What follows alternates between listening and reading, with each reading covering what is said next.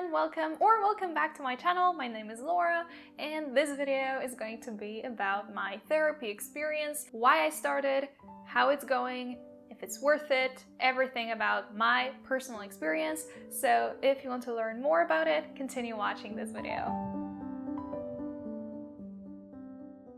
So if you're new to my channel, I post 2 videos a week and I talk about lifestyle design, minimalism, veganism, traveling, and learning. And sometimes I share snippets of my personal life here as well. And if you like that, you can subscribe to my channel and click the bell icon. You can also follow me on Instagram if you want to see more of my daily life, and you can join my group on Facebook and become a patron of this channel if you want to support us. And you can also support this channel by liking this video and commenting down below right now or after the video is over, letting the YouTube algorithm know that you enjoyed this video so that I can share it and spread the positive vibes of my channel to even more people. Thank you so much if you did all of these things, and if you're a subscriber of mine and a viewer of mine for quite some time, or even if you just found me today. Thank you so much. I appreciate your support a lot. You have no idea. I want to talk about my therapy experience because I think that it's still very important to destigmatize it. I am a regular person, meaning that I don't have any mental health issues.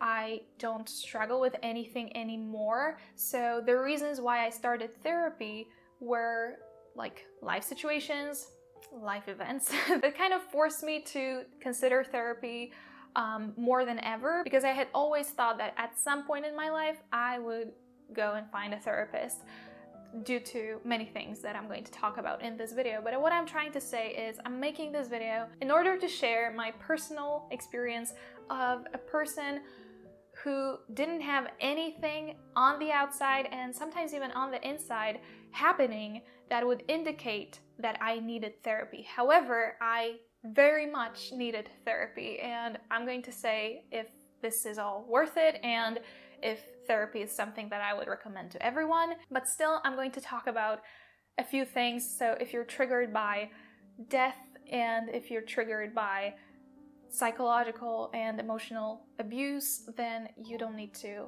watch this video. I want you to be healthy and happy, so I don't want to trigger you. Also, I'm not a medical professional, and my experience is by no means considered medical advice, so yeah, keep that in mind. Okay, so why did I start seeing a therapist?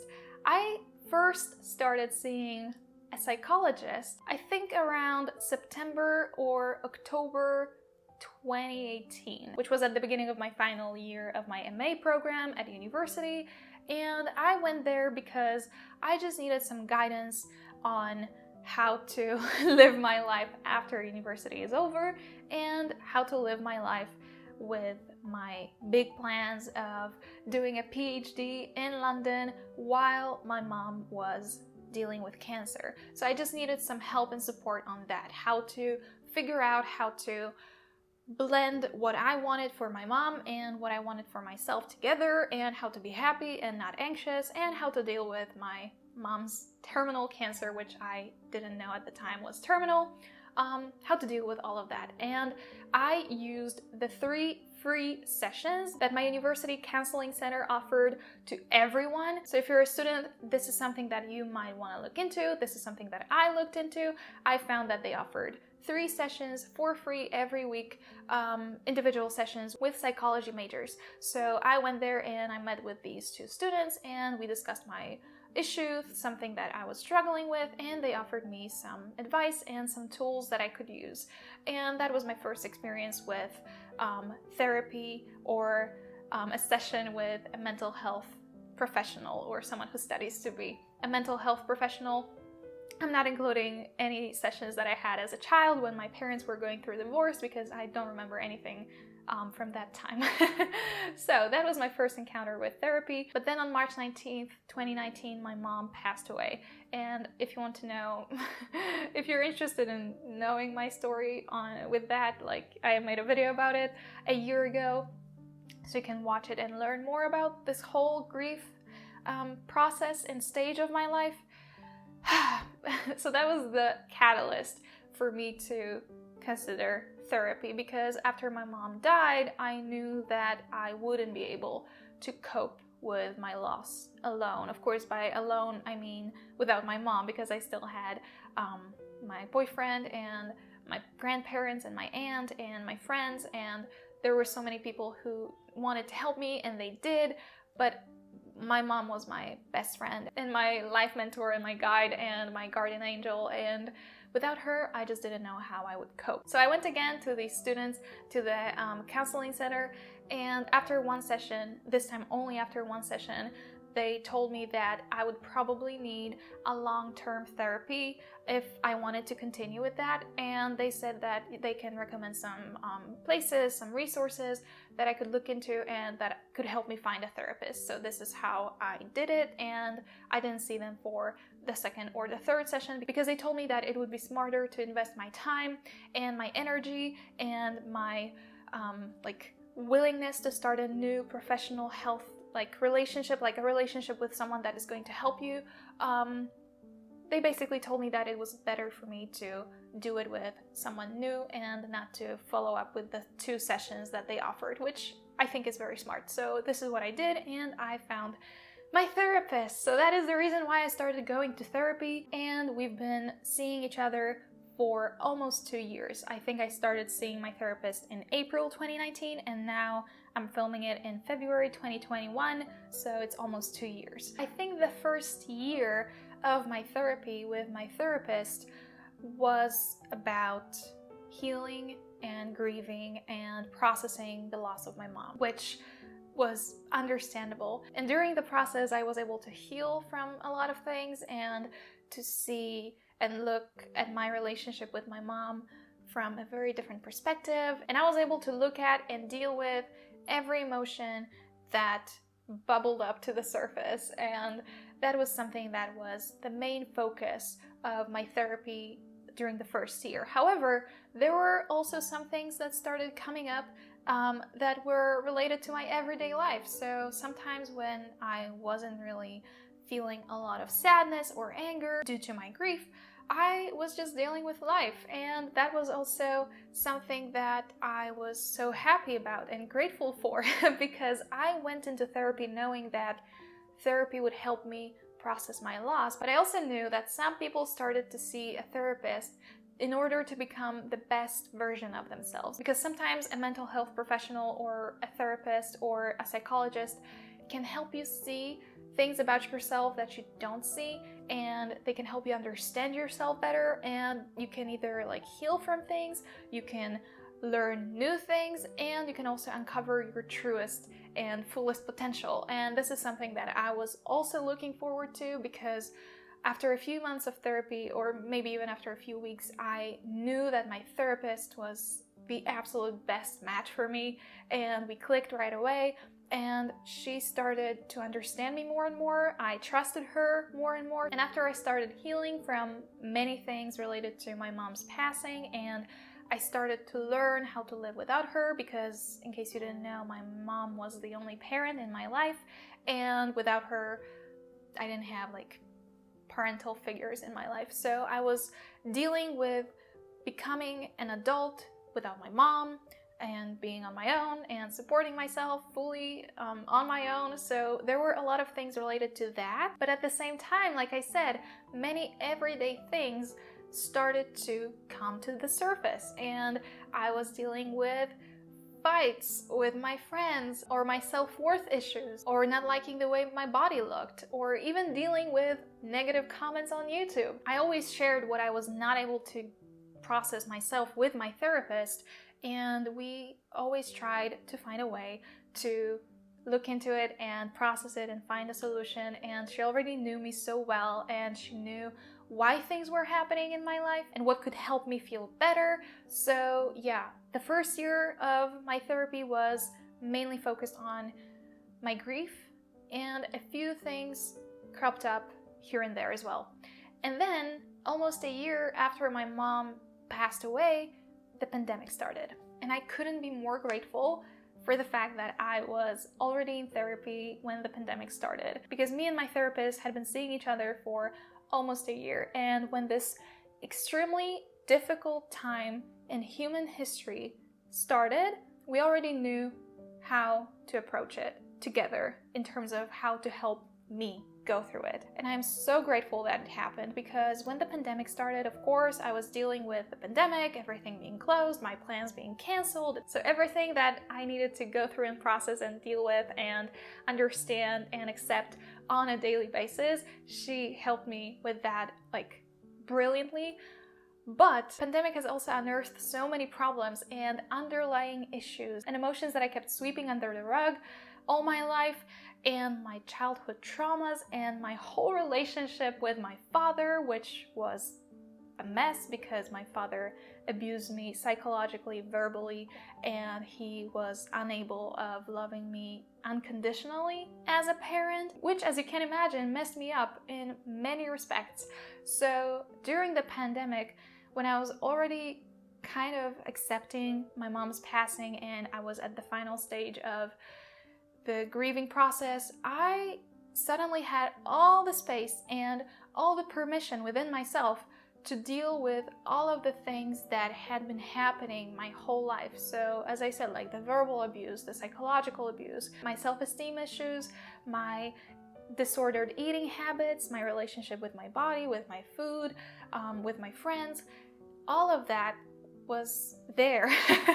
And because of the pandemic, I had much more time to look inward and process the things that had never been processed before, because I didn't know how to do it. I didn't even know that I needed to process them. I didn't even know that I hadn't processed them in the first place when they were happening. So yeah, the pandemic marked a different part of my therapy, which I am so grateful for, because wow, the work that we did and the work that I did on myself, I don't know when or how I would have ever done it without my therapist, and I think that the timing was perfect. Like with the pandemic, of course, it wasn't a very good time, and it still isn't, but I don't view it as a negative, because I had so much time and so much permission to look inward and focus on myself and process things that I'm so happy that I was able to do it with my therapist. But I think my experience with therapy might be different from many experiences, because first of all,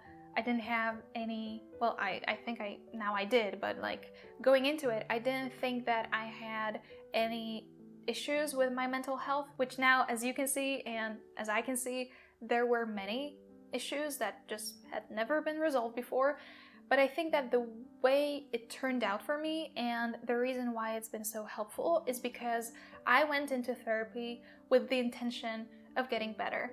I knew I was ready, I knew I wanted it, and I was ready to go through it, and I was ready and willing to go for it and to go all in, because I have this mentality that when I know that in order to get better, I need to feel bad, or I need to endure some physical or psychological pain, let's say working out or going to the dentist, and just knowing that there will be some pain to be experienced at some point, but I will get better eventually. I have this mentality that I will go through anything. Like, I will do anything to get better. So going into therapy, I knew that I was willing to put in the effort, put in the work, look at my wounds, look at my own like bad side of me. Like, I knew that I wasn't just like a victim in many situations in my life. I contributed to a lot of the things that happened, and I was willing to look at myself and to understand why I was doing the things that I was doing and not judge myself for it, which proved to be one of the things that I struggled with, judging myself for literally everything. So that was something that I think contributed to my overall satisfaction and happiness with my therapy experience. I knew that I could do it and I was ready for it. But there have been moments where I was like, I thought I already dealt with this. I thought I already understood this. Like, why is it coming up again?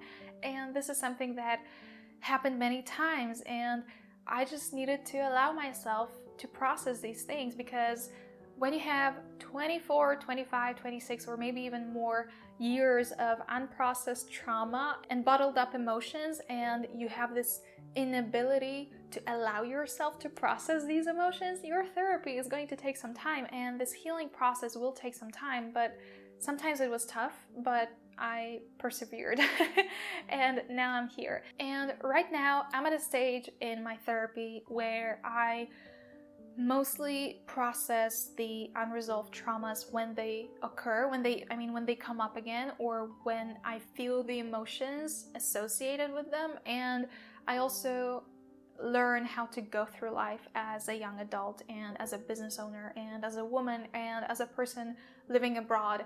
And that is something that I value so much, because even though I'm so much into personal development, I love reading about becoming your better self, like I love all of this stuff.